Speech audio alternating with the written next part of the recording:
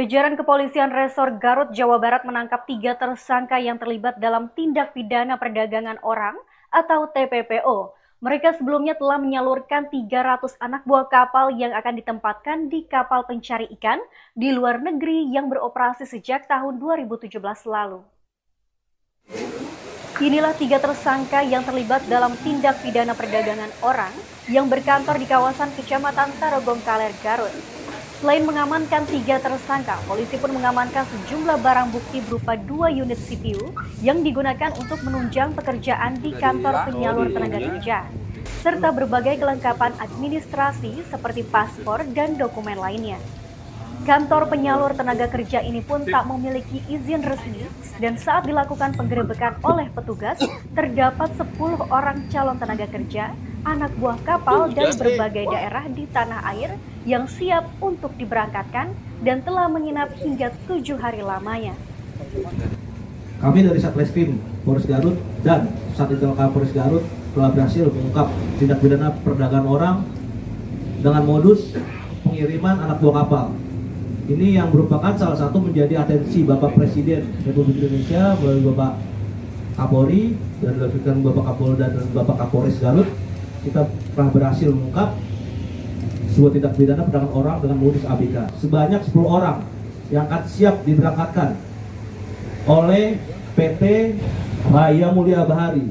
Ya, sebanyak 10 orang tersebut kita mendapatkan beberapa buah alat bukti seperti tiket yang akan diberangkatkan oleh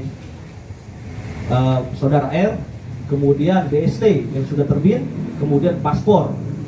Dan sebanyak 10 orang, paspor sudah terbit. Kemudian kita juga mendapatkan letter of warranty, yaitu di mana perjanjian kerja antara pihak saudara R dengan pihak saudara agent yang ada di luar negeri untuk diberangkatkan sebagai anak buah kapal di kapal ikan atau kapal cumi, penangkap cumi. 3 orang yang kita amankan tersebut, kami akan mengungkap jaringan ini seakar-akarnya dari awal pembuatan sampai akan dilakukan penerbangan ke negara tersebut, ke negara yang dituju. Pengecekan ini dari PT ini tidak memiliki SUPAK, yaitu surat izin usaha perekrutan dan penempatan awak kapal. Tidak dimiliki, yang hanya dimiliki adalah akta notaris, nomor induk berusaha, dan surat pengesahan badan hukum perseroan terbatas atas nama PT Raya Mulia Bahari. Ilegal.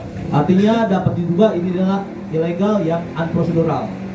RMB ini sudah beroperasi semenjak tahun 2017 dan saudara R tersebut juga dari sebelum 2017 sudah menjadi Kasat ABK, Reskrim awak kapal. AKP Denny Nur Cahyadi mengatakan operasi yang dilakukan jajarannya sesuai dengan instruksi dari satuan atas, sehingga setelah dilakukan pendalaman dan pengembangan terdapat satu perusahaan ilegal yang selama ini melakukan penyaluran tenaga kerja ke Fiji dan Afrika Selatan. Untuk mempertanggungjawabkan perbuatannya, para tersangka dijerat Undang-Undang tentang TPPO dengan ancaman hukuman maksimal 15 tahun penjara. Dari Garut, Jawa Barat, Agus Kusmayadi melaporkan.